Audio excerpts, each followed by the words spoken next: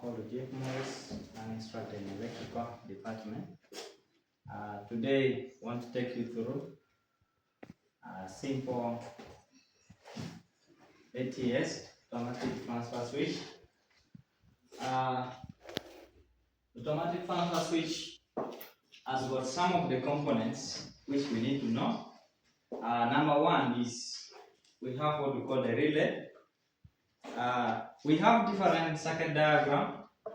We have others which are having one relay, two timers. We have others like one relay, one timer, depending on the design. But for this case today, we are going to talk about the one with only one relay and two contactors.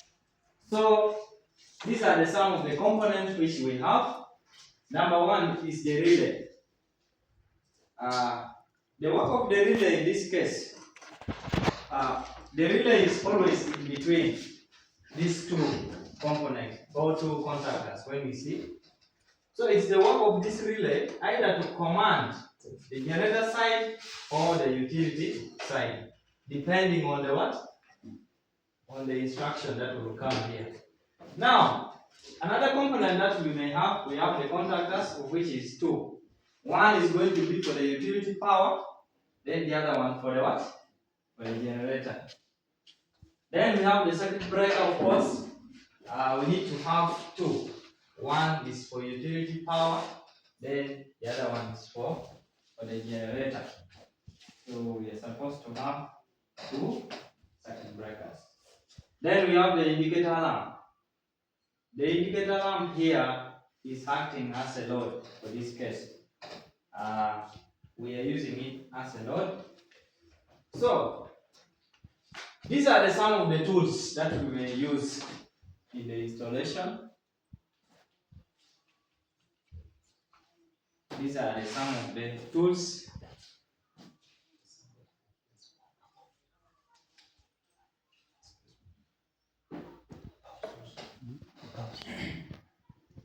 These are some of the tools that we are going to need for the installation of this circuit. Number one is the screwdriver, of which we have two types. We have one which is called the flat screwdriver, then the star. Some of you call it the minus and the plus screwdrivers. Another one is the plier. Another tools that we need to use is the side cutter. Another one is the phase tester. Then the digital multimeter that we shall be using for testing the continuity, the short circuit, and the effectiveness of those components. We need to test them before we install them. Then these are some of the materials that we may use. We have the DIN rail, we have the cables, the wood screws, and the wiring board. Now, this is now the circuit diagram for the ATS. As I was saying, I said now we are going to use only one relay and two contactors. One contactor will be for the utility power, then another contactor will be for the generator side. Now, when we are to look at this circuit of ours here, this is a circuit breaker. When you see this sign, it's for the circuit breaker. And this is the magnetic contactor for the utility power. This is the magnetic contactor for the generator. Then this is the relay. Now, in our magnetic contactor for the utility, we have what we call L1, L2, L3. Then we have T1, T2, T3. These are the namings which are there on the magnetic contactor. Then we have A1 and A2. These are the connection for the coil. Okay? These are the connections for the coil. Now, for this case, let me take you how this circuit will operate. We have the light which is coming from here. In other words, this circuit of ours here, we are trying to break it down into a single phase. But we normally use this kind of the circuit for the ATS in three phase. But for this case, we are simplifying it to the what? To the single phase. Now, this is the live. This live will be connected. I've decided to use L3 here. Then from this L3, I've looked or I've connected it to my two of the timer, of which 2 represents the coil for the what? For the relay. I mean, these 2 represents the coil for the relay, and 7.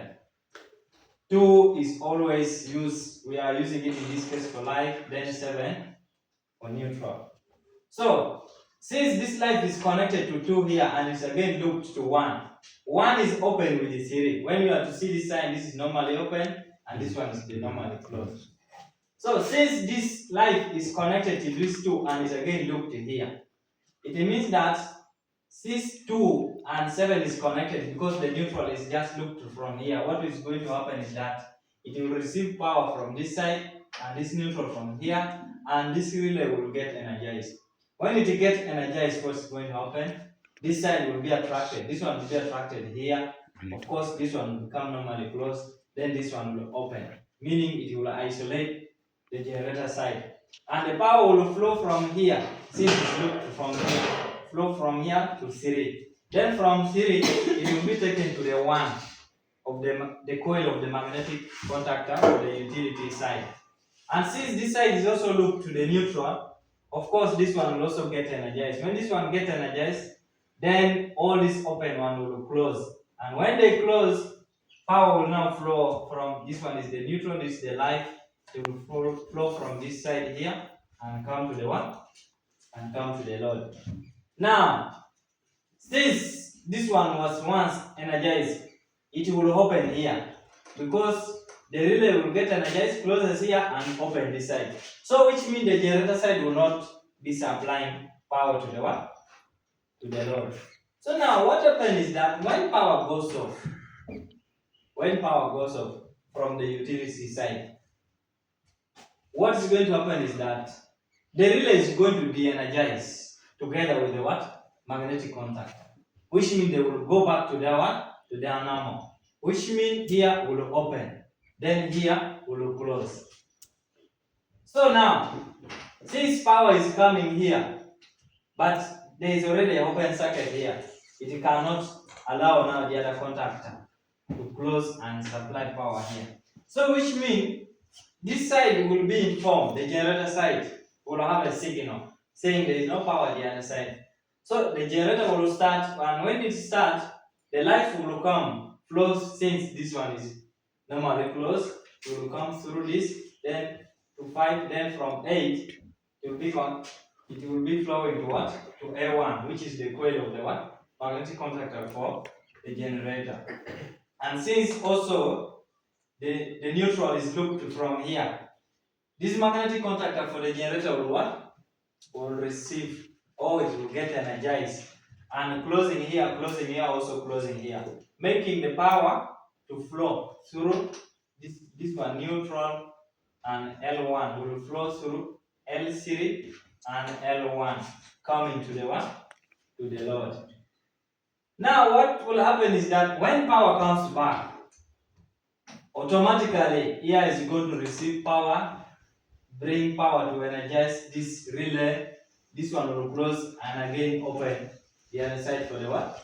For the generator. So that is how automatic transfer switch operates. Is there any question? Have you understood? So if I give you the material, you can make the circuit? Okay. So let's form the groups. So you want a group of how many? How many members? 7.